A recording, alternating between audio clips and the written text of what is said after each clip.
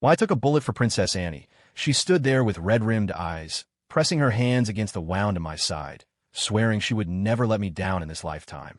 When I helped Princess Annie take down the crown prince, she hooked her arm through mine, vowing that if she ever ascended to the throne, she'd marry me and let me share in the world's boundless wealth. When I helped Princess Annie arrange the demise of the old emperor, she hugged me tight, her hand gently stroking my chest, promising we would be a monogamous couple for life, just the two of us. But when I held off the rebel princes to ensure her coronation, she held the hand of her adopted brother, the guy she grew up with, and told me not to care about titles.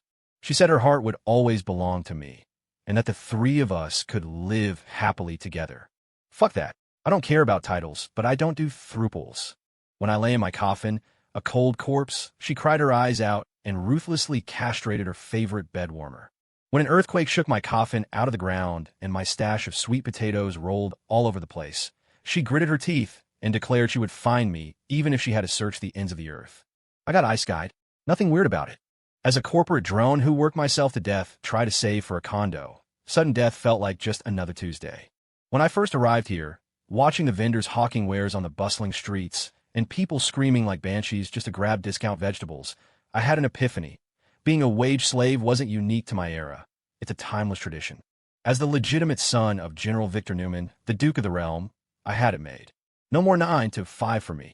Although I was only 5 years old, I knew that in this life I was born on third base. There was no way I was becoming a corporate drone again.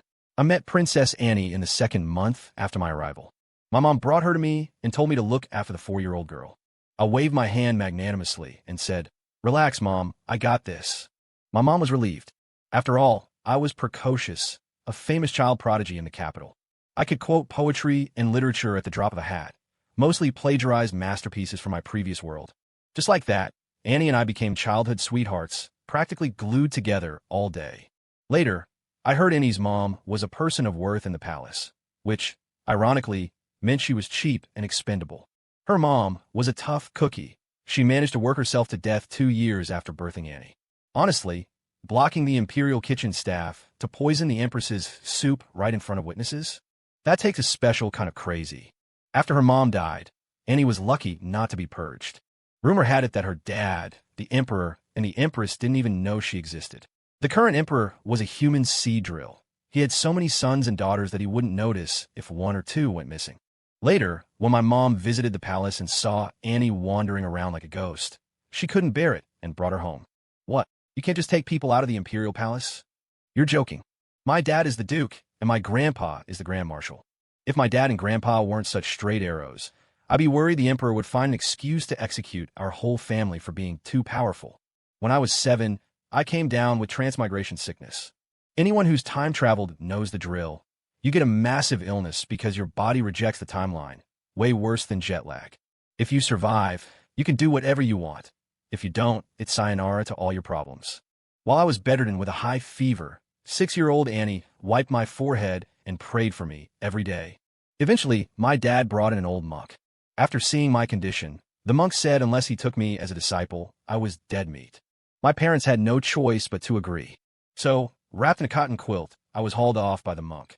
As we left, through my delirium, I heard Annie screaming and crying her heart out. She had been so well-behaved since coming to our house. That was the first time I heard her cry. The monk took me back to his temple and fed me some water.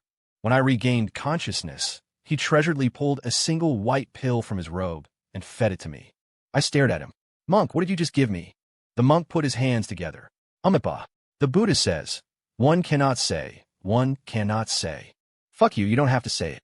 I can read the letters Tylenol stamped on the side, you jackass." After I recovered, I pestered the monk, asking if he was a time traveler too. The monk looked confused. He didn't even know what time travel was. Eventually, he caved. It turned out that when he was young and traveling, he caught a bad flu and nearly died. A middle-aged man gave him a box of these pills. He took one and was cured, so he worshipped it as a divine miracle. He just gave me the last one. I knew it. There are definitely other travelers. There are too many of us corporate drones out there. I asked the monk why he insisted on taking me as a disciple to save me. He said he was the master of the turtle breath sect, and right now, the sect consisted only of him and his master. He wanted to pass on the divine arts. More importantly, as a top-tier Nepo baby, my status meant I could make the turtle breath sect great again. That way he could die in peace. Well, too bad. He's not resting in peace. As a top-tier trust fund kid, lying flat is my life's ambition. You wanted to make your sect great. Be the sect leader. What? Do I look like I enjoy suffering? Dream on. However, as a 7-year-old with the mind of an adult, I knew I had to be smooth. As long as I was round and slippery enough, no sharp edges could cut me. As for Kung Fu, I was somewhat interested. I couldn't walk around with an entourage forever. If a stray dog ran up, I didn't want to be the guy jumping behind a bodyguard screaming for help. The bodyguard might just beat me up himself. I figured I'd see what the deal was. If it wasn't too hard, I'd learn it. I followed my master to the back of the dilapidated temple, in front of a large pond. My master yelled, "Grandmaster." A moment later, the water churned, and a giant soft-shell turtle floated up. I laughed out loud, pointing at the turtle. "You call that a grandmaster? Why don't you call him Gamera?" What a joke. The turtle breath sect. More like the panting snapper sect. Unexpectedly, my master looked serious and slapped the back of my head. I pulled my head in like a turtle. Missed me. "Heh, smooth. Do not be rude. That is your grandmaster." Hearing that, I couldn't be smooth anymore. "That's a bit nasty, master. You're cursing me to grow up to be a turtle." Usually slick, I decided to be tough for once. Beat me to death, but I wasn't calling that thing grandmaster. I refused to acknowledge a turtle as my ancestor. Helpless, my master couldn't break me, so he let it slide. Once training started, I understood. It was just mimicking the breathing rhythm of a turtle. It wasn't hard, nor was it tiring. I liked it. I trained for 7 years, and I mastered the art. My physical stats skyrocketed. I was strong enough to lift my master with one hand. Dangling in midair, my master nodded with satisfaction. "Put me down, you little brat." After a safe landing, master asked me to demonstrate the turtle breath technique. I started panting like a turtle and accidentally broke through to the final level. I went straight into hibernation. The kind where you don't wake up no matter how much people shout. When I opened my eyes again, the little temple had collapsed and my cheat master was long gone. Fortunately, he left a letter. "Disciple, hope this finds you well. Your turtle breath technique is perfected, and your martial arts far exceed mine. I am relieved. With you in the turtle breath sect, I can rest easy. It's not that I didn't want to wait for you to wake up. First, I asked your grandmaster, and he said you wouldn't wake up for 3 to 5 years. Second, my pen pal asked to meet up in real life. She said if I didn't come, she'd marry old man Zhang from the East Village. I had no choice. I've meditated for half my life, but I still can't see through the word love. I thought I could see through the mortal world, but it turns out the mortal world is full of holes anyway. So, I'm following my heart and returning to secular life. When you wake up, don't look for me. Our karma ends here. Farewell. May you have a bright future and make our turtle breath sect great. Oh, almost forgot to tell you. I took the silver you had on you for travel expenses. Don't miss me, don't bother me. Master S. Ooh, B. Reading the letter, I was both angry and amused. Master's Dharma name was actually S. Ooh, B. Son of Buddha, or maybe something ruder. What a dog. He's over 70 and he went chasing love. What kind of Buddhism was he practicing? After reading the letter, I suddenly remembered I had a grandmaster. I rushed to the pond in the backyard. Unfortunately, the pond had been buried by the collapsed temple. Poor turtle grandmaster. Rip. Sitting in the ruins of the temple, I thought for a long time and decided to go home and inherit the family fortune. My biggest worry was whether it had been 3 years or 5, and if the dynasty had changed. Walking down the mountain, my growling stomach reminded me, "You haven't eaten in years." I reached into my robe and my heart went cold. No money. No wonder Master told me not to look for him. I gritted my teeth. Master S. Ooh, B. Don't let me find you. If I do, I'm going to kill the former leader of the Turtle Grandson sect. The following days were miserable. I begged my way toward the capital, measuring the distance one step at a time. Asking around, I found out it was the 54th year of the true martial era. Okay, I slept for 4 years. Not 3, not 5.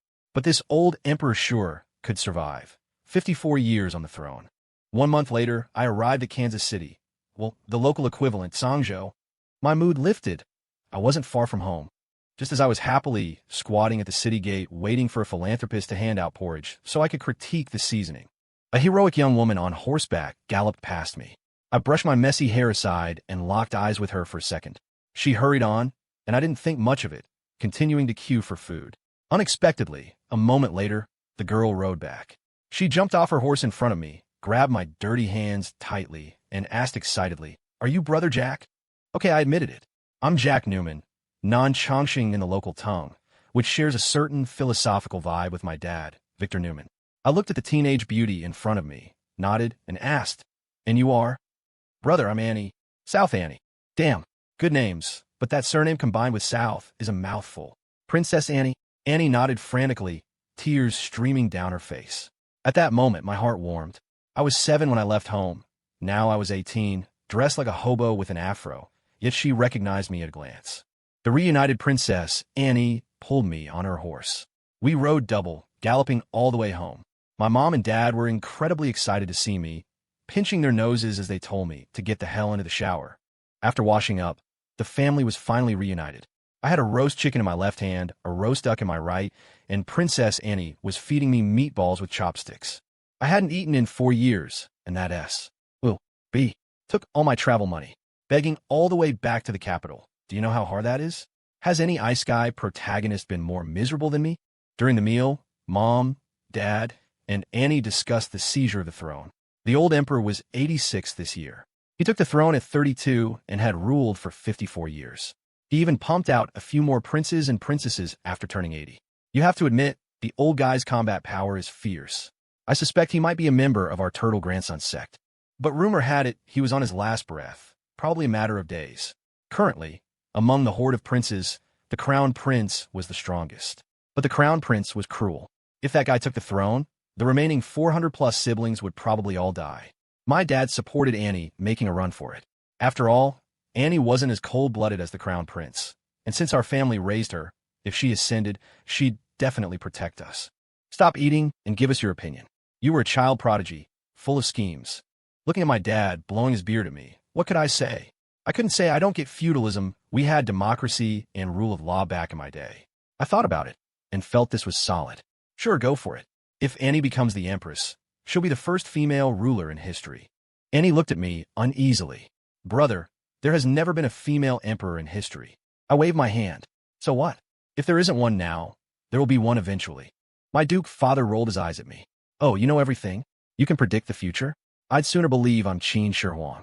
I put down the chicken, ready to argue with the old man. Then I thought about it and picked the chicken back up. Smooth. I had to be smooth. Annie listened to my words, looking at me with eyes full of love while I wolfed down food, making me uncomfortable. Ancient people mature early. Annie was only 17, yet so direct. What was I supposed to do? I didn't have feelings for her like that. By the end of the meal, the plan was set. Annie would vie for the throne, and I would be her bodyguard. Since I'd been on the mountain for so many years, Dad believed my kung fu was higher than the city walls. I agreed with this. I felt that as long as I didn't suddenly hibernate, no one in this era was my match. So, starting the next day, I stuck to Annie's side, acting as her bodyguard cum strategist. Yes, strategist too. Although I didn't know politics, I was shameless enough. I was way more open-minded than these ancients. Propriety, justice, integrity, shame? I could ignore all that. Just hearing my master's name. Yes. B. Tells you what kind of character I have. I was raised by him, after all. Sometimes I think if I ever see through the vanity of the world, I'll become a monk too, and my name will be some bitches. After half a month of planning and recruiting, our forces grew stronger, vaguely capable of arm wrestling the crown prince. With the support of my dad and grandpa in the political arena, Annie was now the hottest new contender, a strong rival for the throne. One day, Annie ran to me happily. Brother, we got strong reinforcements. I was puzzled. Logically, there shouldn't be any strong reinforcements left. Anyone with power had already picked a side, waiting for the final battle. A moment later, a pretty boy walked into my room. Annie affectionately introduced him. Brother, this is Julian St. Clair, the heir to the Southern Duchy. Looking at the pretty boy standing arrogantly in front of me, I shuddered. The Southern heir? That's basically the historical equivalent of a traitor's son. A guest is a guest. I quickly stepped forward. Brother Julian. Hello, nice to meet you. Make sure to protect your tools of the crime, all right? I glanced at his crotch. It should still be there. He was completely confused by my comment, but he didn't care, speaking arrogantly. You are Annie's brother? I am Annie's sworn brother. I brought 100,000 elite troops this time to help Annie seize the throne. I'm different from you people. You have your own calculations. I'm doing this purely for Annie's good. Annie looked at Julian, defending her like that, eyes full of gratitude. I didn't care. I was smooth. Julian couldn't provoke me. Besides, Annie and I grew up together. I had confidence in our bond. The girl's love for me was practically overflowing. Why worried about was this heir Julian? Sworn brother is fine, just don't accidentally become sisters with Annie later. When the three of us went to escort Julian's troops into the city, an accident happened. Before we even reached the city gate, a man in black flew out of a roadside tavern. It startled me, but after seeing him clearly, I laughed. This guy was obviously unprofessional, wearing black face mask and night camo in broad daylight. Was he afraid he wasn't conspicuous enough? Or did he think he was dying too slowly? The man charged at Annie with a knife. He got close and raised a blade to slash. Annie was calm, but Heir Julian was scared witless, collapsing onto his horse. I looked at Julian's performance and shook my head in disdain. This guy really was prone to becoming Annie's sister. Absolutely no balls. But I didn't have time to worry about him. I spurred my horse to block the assassin. The knife slashed toward my waist. I didn't dodge. I wanted to see if my current power made me invulnerable. Ouch, apparently not. Luckily my ribs were hard enough to clamp the blade. Damn, I can't be this reckless next time. Being not smooth enough leads to big trouble. The assassin tried to pull the knife out, but my ribs held it fast. I raised my hand and easily slapped this amateur into oblivion. Annie hadn't panicked during the assassination, but seeing me injured terrified her. Disregarding propriety, she tore her outer robe to bandage me, crying and scolding me, telling me not to be so impulsive next time. I nodded, promising I wouldn't. Catching a blade with my kidney hurt too much. At this moment, Julian, face pale as a sheet, got his courage back. Jack Newman, why did you use lethal force? We should have captured him to interrogate the mastermind. Annie, while bandaging me, looked at him helplessly. Since we chose this path, the whole world is our enemy. Whether it's the crown prince's men or another prince's men, does it make a difference? I looked at Julian with a sneer. Did this heir grow up eating shit? He had less sense than Annie. Julian looked at Annie with adoration. You see things so clearly, sister. It will be a blessing for the people when you take the throne. Annie's face turned green. Brother, watch your words. I couldn't hold it back. I laughed out loud. The old emperor wasn't dead yet. He was still breathing. Some things you can do, but you can't say. Ignoring this moron, we arrived outside the city and guided the southern army inside. The leading general ignored me initially, saying he only listened to the heir's orders. Julian looked at me smugly. I was smooth, right? I cut the general down with one stroke. Then I patted the vice general on the shoulder. Do you want to be the general? The vice general nodded frantically. Then who do you listen to? I listen to you, and to Her Highness Princess Annie. Ah, finally a smart person. After entering the city and settling the troops, strictly speaking, 100,000 soldiers were just a drop in the bucket in the capital, the world's greatest fortress. It didn't attract too much attention from the other factions. For the rest of the days, I broke up Julian's 99,999 soldiers, minus the general I offed, and had the dukes and the grand marshal's men lead their training. I focused on tactics, waiting quietly for the old emperor to finish gasping. 1 month later, everything was ready. I had deployed everything I could think of. My dad, grandpa, and Annie offered their opinions. I listened to them all, smoothly dodged them, and adopted none of them. Are you kidding? They wanted just cause. They wanted to rise up under the banner of clearing the corruption and notify the crown prince and other princes before acting. If they don't resist, let them live as idle nobles. If they don't resist, let them live as idle nobles. Are these words human? What are we doing here? In small terms, we are snatching the throne. In big terms, it's treason. What, if I want to commit treason, do I have to send a save-the-date card? I held my ground, just waiting for the old emperor to flatline. It turned out I was right. This old geezer was definitely a member of our turtle grandson sect. His breathing just wouldn't stop. If anything, it was getting more rhythmic. This was bad. If he didn't kick the bucket, we would, because he held all the military command tokens. Just as I was about to take action, the crown prince couldn't wait any longer. Actually, you couldn't blame him. As the old emperor's eldest son, the crown prince was 70 this year. The emperor had him when he was 16. The crown prince figured out, even if he was emperor for one day, he'd go down in history with his own era name. If he died as the crown prince, he'd be nothing. Who remembers a prince who died waiting? Plus, the first thing upon ascending would be to purge the competition. All the princes and princesses had to die. After all, the 52-year-old imperial grandson, his son, was waiting to inherit, too. Getting news of the crown prince's move, I immediately deployed. You wanted a just cause? What merit is greater than saving the emperor? What excuse is more legitimate than protecting the king? That night, I hid behind a screen, watching the trembling 7-year-old crown prince leaning on a sword, supported by aides, slowly walking toward the emperor's bedroom. I was anxious for him. Hearing him wheeze, I was afraid he'd die before reaching the bedroom. Luckily, he made it. Sitting on the threshold of the bedroom, the old prince gasped for air for a long time. Good Lord, the dad panting inside, the son panting outside. Truly biological father and son. Once he caught his breath, the old prince dragged his sword into the bedroom, pointing at the old emperor who was staring wide-eyed at him from the bed. You old fossil, can't you just die quickly? I know, you want to outlive me and pass the throne to Prince 246. You like him best.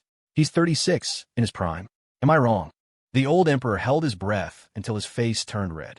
You unfilial son, I am passing it to Prince 246. I've already written the decree. You dare defy the edict. The crown prince laughed. You old immortal, I'm not afraid of storming the palace with a sword. You think I'm afraid of disobeying an order? You probably don't know, but the Imperial Guard knows you're dying and has already defected to me. Otherwise, how could I walk here with a blade? Dad, your son is unfilial. Please pass on. Saying this, the old geezer swung his sword at the old emperor. The emperor's eyes were full of despair. The time had come. I flashed forward, appearing in front of the dragon bed. The crown prince was useless. Startled, his hand slipped, and the sword clattered to the floor. Now this was awkward. You dropped the weapon. How can I claim you're committing regicide? Prince, pick up the sword. I'm not here to stop you. The crown prince looked suspicious, bending down to look at me. Is that true? I swore to heaven. True. Truer than pearls. I swear on the reputation of my grandfather, the Grand Marshal, General Iron Mike. The crown prince believed it. Just as he picked up the sword, I stepped forward, grabbed his sword hand, and yelled at the door, Witnesses! The crown prince is assassinating the emperor. The crown prince turned in horror to see the door packed with people. Princes, ministers, looking at him with complex expressions. How did they get here? I arranged it, of course. I invited their families to a banquet, then put them up in my new hotel, 3 days free, leaving early cost $1 million silver. The crown prince struggled, trying to throw the sword, but how could a frail old man break my grip? I winked at Annie standing to the side and shouted, Protect the emperor! Annie gritted her teeth, drew her sword, and gave the crown prince a thorough ventilation. This was also my plan. First, I didn't dare kill the crown prince myself. I'm smooth, and he had too many followers. I didn't want to make enemies. Second, Annie needed to establish dominance. She was a woman. Without a massive merit, it would be hard to convince the masses. The crown prince went offline. I let go and winked at Annie again. Annie understood me. She immediately dragged the body to the door and threw it out. The crowd stepped back to avoid being hit.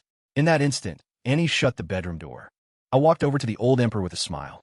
The guy had wet himself. The quilt was yellow before. Now it was yellower. Yo, quite a fire you got there. The emperor trembled. What do you want? Nothing much. Just heard you say the will is written. Passing it to Prince 200 and something. 246. The emperor answered. Doesn't matter. I know you're old. You probably made a typo. Write a new one. I tilted my head to ask Annie. What's your number? Annie looked speechless. Brother, he didn't even know I existed. I don't have a ranking, right? Annie was a poor kid playing ranked matches without a placement. I said lightly. Just write that Princess Annie succeeds the throne. The old emperor balked. Since the founding of the dynasty, there has never been a female emperor. This is a grave disrespect to the ancestors. The ancestors will punish us. I laughed. Call your ancestor here. If he dares to punish you, I'll help you beat him up. The emperor was stunned. I ignored his shock and continued. If you can't call him, I don't mind sending you to meet him. Worst case, I forge a will. Then your sons won't accept it, and I'll have to kill them all. You'll have no descendants. Consider it. Is unprecedented unacceptable, or is extinction unacceptable? The old emperor was about to cry. I'll write it. Don't kill them all. I spent a lifetime sowing seeds. It wasn't easy. I accept the female emperor thing, but you have to promise not to stab me. Must be. I swear on my grandfather, General Iron Mike. The emperor cut me off, afraid I'd finish. I beg you. My crown prince was stupid, but I'm not. If you cared about your grandpa's reputation, you wouldn't use him to swear. See? That's why he's the emperor. Sharp. Write it. Definitely won't stab you. Hearing this, the emperor was happy. Sitting up with a burst of hysterical strength, he scribbled a decree. I checked it. Correct. The emperor looked at me anxiously. I looked at him gently. You're old. Lie down a bit longer. Seeing I really didn't intend to strike, the emperor relaxed, eyes full of hope for the future, and started panting again. I handed the decree to Annie and stepped up to the emperor. What are you doing? You said you wouldn't kill me. I promised not to stab you to death. Check the transcript. It's drafty around your mouth. You're old. Don't catch a cold. I'll cover you up. Bullshit. Who doesn't have wine around their mouth when they breathe? You. I picked up a pillow and covered his face. 3 minutes later, the panting stopped. Annie and I exchanged a glance and nodded. Walking to the door, I opened it, tears in my eyes. The old emperor has collapsed. Our beloved emperor has left us. His life was a diligent life, a laborious life. Don't misunderstand. I mean literally. He was a great emperor, a noble emperor, an emperor immersed in low-level tastes. We mourn him, Enough. Read the will. My dad interrupted impatiently. I couldn't do this part anyway. I'm only good for melodrama. You do it, Dad. If I read the will, it's not legitimate. You are the one man beneath one person. My dad looked at me funny. What? You gonna say that one person is your mother? Get lost. I grinned and stepped aside. Dad nodded to Annie, took the decree, and read it aloud. Since ancient times, emperors ruling the world must prioritize respecting heaven and ancestors. Dad stopped reading and waved at me. Son, what's this word? Grandpa couldn't stand our father-son comedy act anymore. He snatched the decree from Dad. You get lost too? Dad smiled awkwardly at Grandpa, walking away muttering, what was that word? Grandpa successfully read the decree. The gist: Princess Annie is the new emperor, pioneering the female reign. Now, the princes weren't having it. Prince 246 made the most noise. The old emperor was senile. There is no precedent for a woman. He was 35, with huge influence, basically second only to the late crown prince. I hadn't seen him in years. He looked dignified, full of righteous air, looking very presidential. I quickly stepped forward. Prince 246, fate cannot be defied. Watch your words. Watch your words. But the guy pushed me away. Get lost.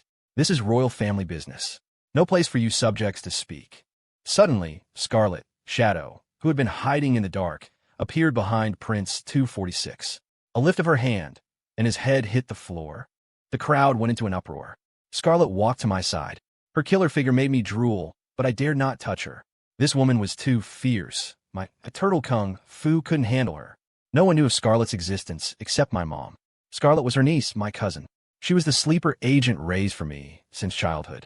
I looked disdainfully at the dead Prince 246. Princes, who else thinks this is royal business?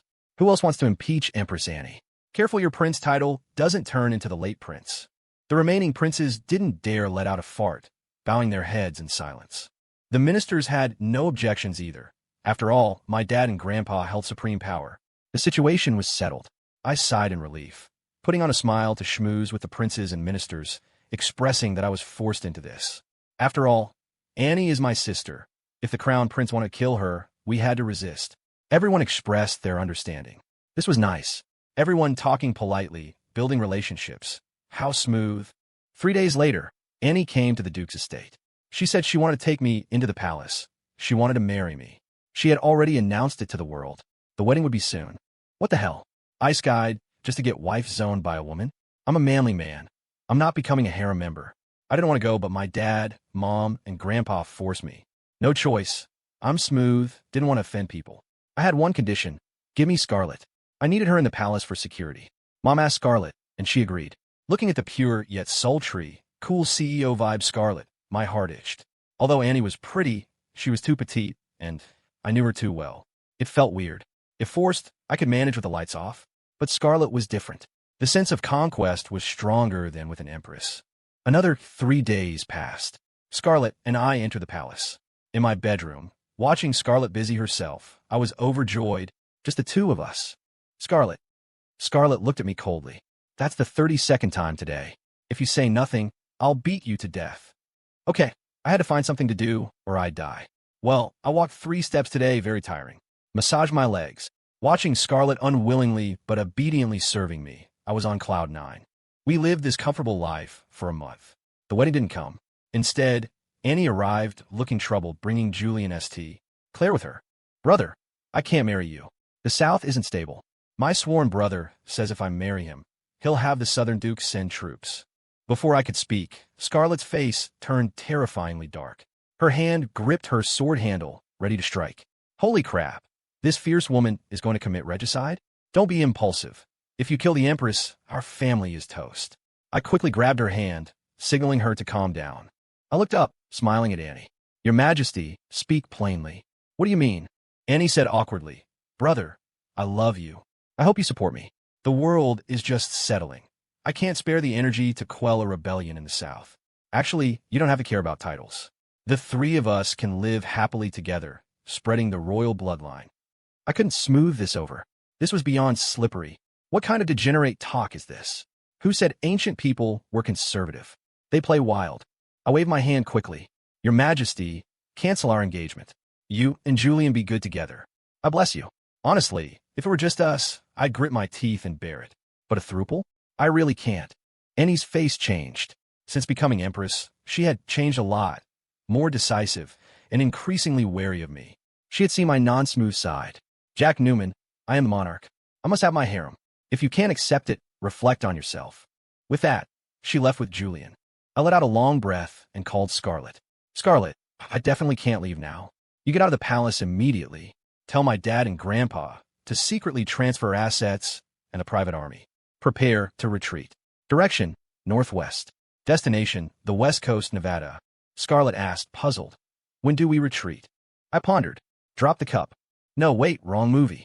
When Annie goes to my parents or grandpa asking for money or troops, that's the signal. Scarlett nodded. Do I come back after I go out? I roll my eyes. If you don't come back, what do I do? Scarlett nodded firmly. With the situation settled, I started planning my exit. While Annie was giving me the cold shoulder, I looted the palace. Fist-sized diamonds, basin-sized rubies, glowing pearls from a bet. Mine, all mine. Let's put it this way. If it wasn't breathing and I could lift it, I took it. 10 days later, Scarlett returned. Everything was ready. I nodded. At the same time, Annie announced her wedding to Julian. Scarlett was furious, threatening to castrate Julian. That sounded about right. I always felt Julian was destined to be Annie's sister. But she didn't need to do it. I wasn't worried about my family. If Scarlett was this mad, my parents who raised Annie must be insane with rage. The plan should start soon. Sure enough, Annie first went to my grandpa, asking him to deploy troops to help the Southern Duke. Grandpa agreed verbally, but threw out his back the next day. He definitely couldn't go. Borrowing troops was impossible. That was a private army. Helpless, Annie reluctantly went to my mom, saying the treasury was empty and she needed to borrow money from military pay. My mom had businesses everywhere. She had money, but she couldn't lend it. Mom refused on the grounds of cash flow issues. Annie was furious. She turned around to find me.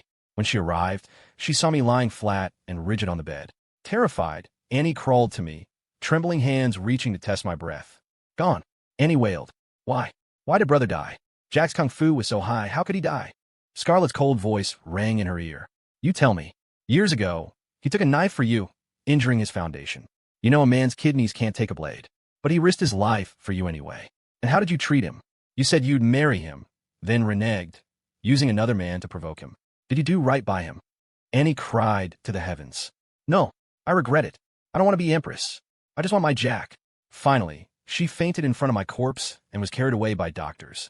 On the day of the burial, the coffin was filled with treasures. Some I looted, some Annie sent. She said Brother Jack loved these things and must leave in style. Well, the original coffin was too small. My body was squeezed out by the loot. Annie waved her hand and donated her own oversized imperial coffin. 6 black guys couldn't lift it, so they added 6 more. I was stylish as hell. 12 professional pallbearers dancing their way to the grave. My tomb was right next to the imperial mausoleum. After a noisy day, the funeral ended. On the second night, someone pried open my coffin. Are you alive? Do you need a wake-up service? Seeing no reaction, Scarlett reached out, tilted my chin, and kissed me. Still no reaction. Scarlett laughed in anger, grabbing my crotch. Keep pretending, and I'll snap it, even if this bad thing has no bones. I pretended to just wake up. What? What's happening? Why am I in a coffin? Scarlett rolled her eyes. Act. Keep acting. Come out, or I confiscate your tools. I couldn't pretend anymore. I rolled over and escaped her demon claw. Stop it, Scarlett. Pack up, there's too much stuff. Scarlett huffed. At least Annie has a conscience. She sent a lot more. She pulled out 4 large gunny sacks. We stuffed them full. Not daring to delay, we replaced the loot in the coffin with sweet potatoes, my apocalypse stash, reburied it, and rode fast horses toward the northwest. On the road, Scarlett told me that the day Annie asked for money, my whole family took the army and assets and left. They probably already conquered the West Coast, Nevada/California, by now. I broke into a cold sweat. You told them, right? Don't kill the girls in the West. It's 3 steps to a model, 5 steps to a movie star. Those are all mine. Scarlet rolled her eyes. I know, I said it. Specifically instructed them. Good, good. I exhaled. Reaching the great river, there was no bridge or boat. I shouted at the rushing water. Brother Turtle, help me cross. No reaction. I was anxious. If caught, would Annie tolerate this prank? She'd kill me. Damn it, risking it all. A man can bend and bend again. I am smooth. Grandmaster, come out. I know you're waiting for me to say it. Sure enough, a massive turtle surfaced in the middle of the river. Scarlet and I jumped on the shell. Scarlet asked curiously, "This is your grandmaster?" I looked constipated. Yeah. Unexpectedly, the aloof Scarlet kept asking, "What sect are you? So unique. Damn it. If I don't say it, what can you do?" Surprisingly, my grandmaster was unhappy, shaking in the water. I quickly stood firm. Listen well. Our sect is amazing. Used to be 3 people. Now the former leader ran off with an old lady. Just me and Grandmaster left. We are the son of a turtle sect. Grandmaster shook even harder. Turtle bref sect. Turtle bref sect. Slip of the tongue. Scarlet couldn't stop laughing. Reaching the other bank, I said goodbye to Grandmaster. I specifically reminded him, if you're going to become a spirit, hurry up. In another 2,000 years, magic is banned. By then, someone will fish you up for soup. Grandmaster gave me a very human eye roll, spat water on me, and sank. Traveling day and night, Scarlet and I arrived in the West, Nevada. As Scarlet said, the West had surrendered. Now my grandpa was the king of the West, my dad the prince, and I naturally was the little prince. For safety, Scarlet used Mom's money and trade channels to build an intelligence network, monitoring Annie in neighboring states. Dad asked what I wanted to do. Are you kidding? It's Nevada. How can there be no luxury spas? I built massive bathhouse resorts, modeled after the best in the world. Dad asked confusedly, "Son, why build so many bathhouses?" Nonsense. To use them, obviously. I love the ladies here. Glowing white skin, exotic vibes, legs for days, face like a Fox News anchor, and most importantly, very approachable, E-cup approachable. I lived it up for 5 years. When I was 23, my parents and grandpa started pushing for marriage. This happens in every era. Relying on my smoothness, I dodged and weaved. Later, Mom got mad, and I couldn't slide anymore. I laid it out. We are all successful people. Let's not fight. Everything is negotiable. They said, unfilial is leaving no descendants. No marriage means no kids. I sighed. Is that it? Why didn't you say so earlier? I waved at the door. Come in and let your great-grandpa, grandma, and grandpa see you. A pink, jade-like little girl let a line of children in. Except for the first 3, 2 boys, 1 girl, the rest were all mixed race. I counted a bit too many. I couldn't remember who was who. No wonder the old emperor used numbers. Sigh. Thinking of the old emperor, I used to think he couldn't be happy. Now I know. Nobody but me can understand his joy. I asked the leading girl, Ziki, self-abandonment, how many siblings do you have now?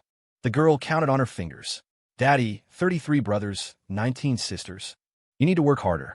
Mom says the old emperor had over 400. True. Dad is a bit trash. Not even a fifth of his stats. Dad will try harder. Grandpa, Dad, and Mom were dumbfounded. All yours. Absolutely. Look at these faces. They all inherited my superior genes. Grandpa said, "Good Lord." I chuckled. The Lord is good. My accuracy is high. Just as I was gloating, Scarlet ran in frantically. Jack, Zeke, and 2 pureblood brothers shouted at Scarlet, "Mom, why are you here?" Scarlet glared at me. I felt guilty. We agreed it was strictly transactional. Keep the baby, hide the relationship. Scarlet squatted down, pinching her daughter's chubby cheek. Zeke, take your brothers and sisters outside. Mom has business with Daddy and grandparents.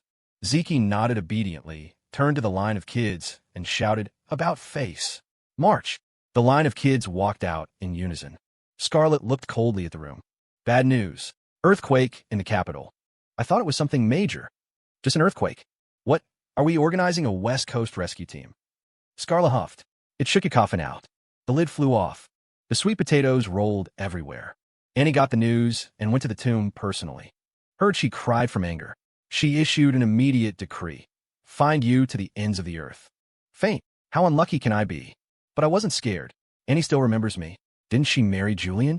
She probably has 3,000 handsome guys in her harem by now. But after I spoke, the family looked at me like I was an idiot. You don't know. I was confused. Know what? Scarlet facepalmed helplessly. You're too busy running Miss Universe pageants for your bathhouses. What would you know? She paused. After you left, Julian was miserable. Annie pacified the Southern Rebellion. The Southern Duke led the army personally, but they nearly wiped out their family fortune to win. The Duke took 6 arrows and is paralyzed. Then Annie claimed the treasury was empty and forced Julian to pay up. Julian had no choice but to bankrupt the Southern estate. When Annie realized she couldn't squeeze anything else out of him, she castrated Julian. You were right. They really became sisters. I smacked my lips. I knew Julian had potential. Scarlett shook her head, amused. Julian is tragic. Even after being castrated, he never got the wedding he wanted. Hearing this, I thought for a moment. It's fine. Let her come. She can't mobilize an army to attack the West. She still has some humanity. That was the end of that. 1 month later, I was soaking in a hot spring, surrounded by Western beauties, shaking the sun, twerking, when the receptionist ran in. Boss, bad news. A woman with a huge entourage barged in. Probably. Forget it. Don't estimate. She's here.